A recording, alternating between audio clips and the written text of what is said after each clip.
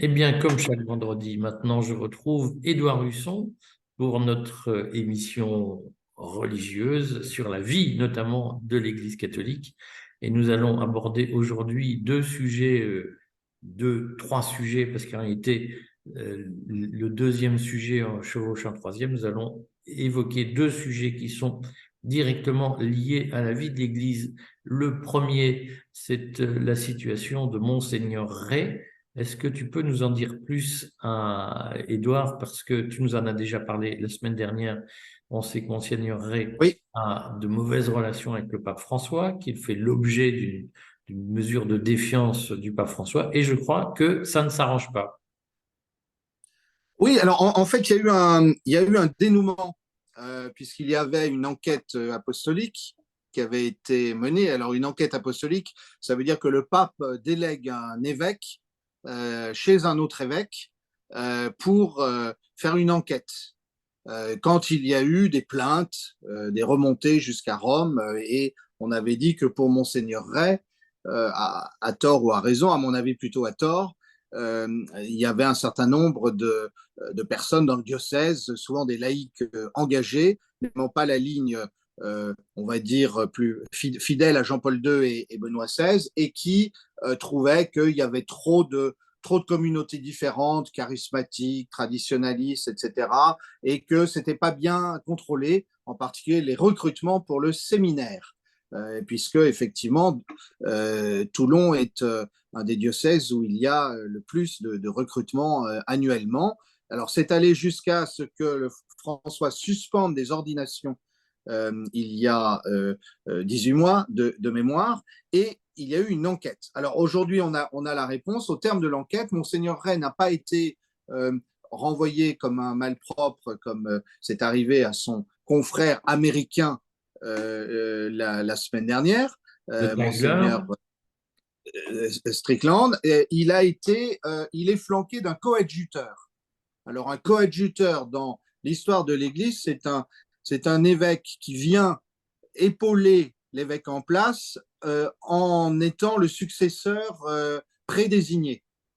Alors évidemment, le coadjuteur dans la décision du Saint-Siège, le coadjuteur aura de fait tous les pouvoirs, c'est-à-dire que Monseigneur Ray est marginalisé et c'est déjà arrivé durant le pontificat avec des évêques qui finissent par démissionner avant leur date de départ. Monseigneur Ray a 71 ans, donc il part normalement dans 4 ans. Un évêque laisse son diocèse quand il a 75 ans. On n'est pas sûr que ça va durer 4 ans. alors c'est quand même une mesure extrêmement vexatoire, humiliante. En droit du travail français, on considérerait que ça relève du harcèlement moral, ou en tout cas pas loin. Qu'est-ce que concrètement il est reproché à Monseigneur Ray? Alors concrètement, il lui est reproché d'avoir, alors c'est assez étonnant quand on sait comme ce pape prêche la diversité, de ne pas avoir maîtrisé l'origine des séminaristes qui venaient chez lui. Et alors, effectivement, parce que la formation à Toulon, au séminaire de Toulon, est connue pour être à la fois exigeante et très, très riche. Et on a vu des communautés charismatiques. Hein. Monseigneur Ray est à l'origine un prêtre de la communauté de l'Emmanuel.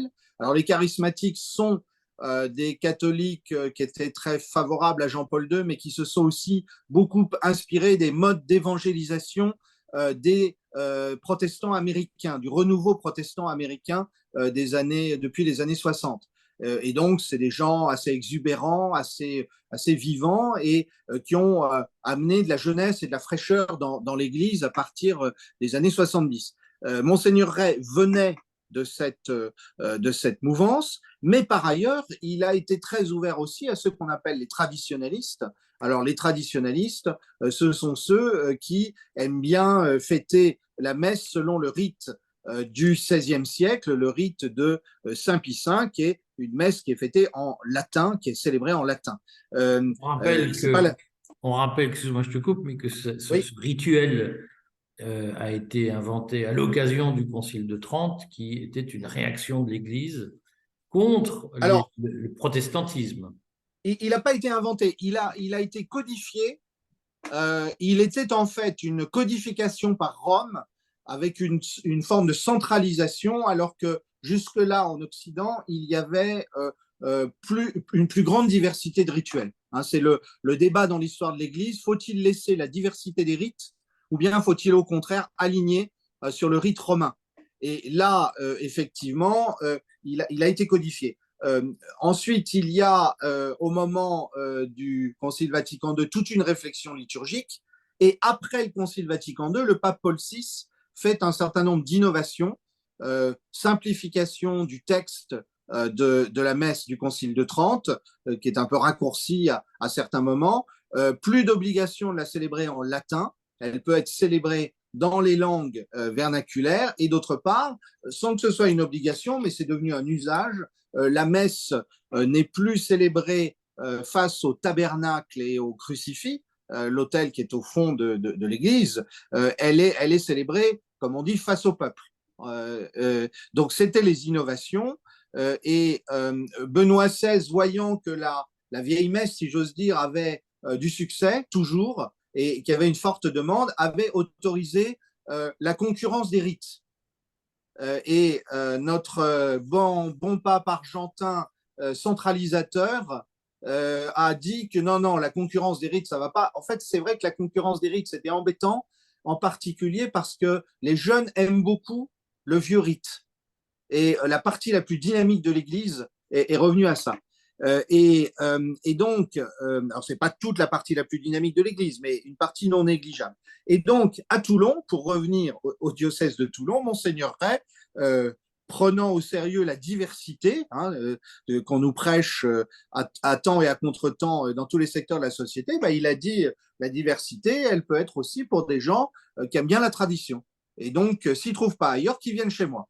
Alors, ça a eu le don de porter sur les nerfs de notre bon pape argentin, dont on sait que certains l'appellent dans l'Église le pape dictateur. Il n'aime pas beaucoup, il prêche beaucoup la diversité, mais il ne l'aime pas beaucoup, surtout quand elle est de droite. On va dire les choses.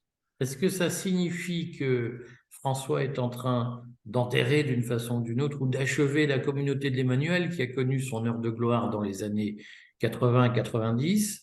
Et est-ce que ça signifie qu'il est en train de revenir sur les arrondis que Jean-Paul II et Benoît XVI avaient pratiqués après le schisme de Monseigneur Lefebvre? Alors, voilà une histoire compliquée. Bon, d'abord, la communauté de l'Emmanuel, je ne pense pas qu'elle soit visée dans la personne de Monseigneur Ray. Je crois que là, elle est plutôt tenue à l'écart. C'est plutôt le débat avec les traditionnalistes. Et effectivement, alors c'est là que notre bon pape argentin est jésuite, qui a le sens des rapports de force. En fait, il aimerait bien centraliser d'une manière inattendue.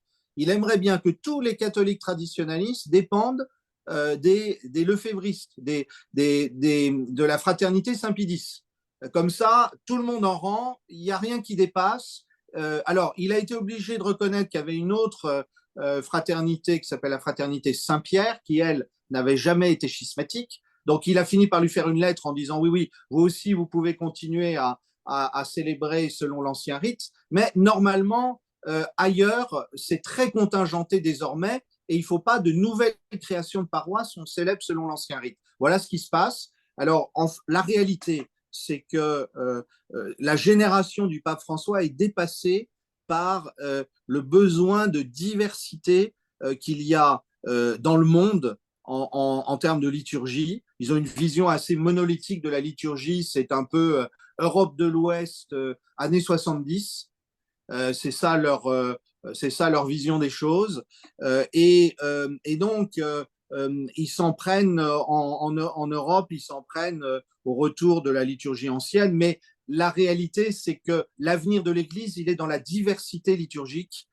Et après François, il y aura forcément un retour de balancier dans l'autre sens. Dans cette affaire, quand même, Édouard, ça pose à nouveau la question de l'engagement personnel du pape François. Est-ce que tu peux nous dire comment le pape François a reçu l'élection du nouveau président argentin, puisqu'on rappelle que le pape François est lui-même argentin? Oui, alors visiblement, ça n'était pas la joie dimanche soir au Saint-Siège. Bon, le pape se couche tôt, on a épargné sa mauvaise humeur, mais il se lève tôt aussi. Donc, il valait mieux ne pas être collaborateur du Saint-Siège lundi matin, surtout au petit matin, quand le pape a passé sa mauvaise humeur. Il faut dire aussi que Javier Milei n'a pas épargné Jorge Maria Bergoglio, c'est le nom du pape François, son nom argentin, il ne l'a pas épargné pendant sa campagne. Hein, il l'a traité d'allié des communistes, il l'a traité de pape politique, etc. Donc disons que l'affection que l'un et l'autre se portent est désormais de notoriété publique, et ça pose une question plus fondamentale, effectivement, qui est l'incapacité du pape François de comprendre que les mouvements du type Lula et tout ce qui a été lié, on en parlait la semaine dernière, à la théologie de la libération, eh bien, ça a mis l'Amérique latine dans une impasse, en particulier sur le plan économique. Et ça, François, je pense qu'il est trop âgé pour le comprendre, si même il faisait un effort pour essayer de s'ouvrir à ça. Alors, on a vu que le pape a déclaré hier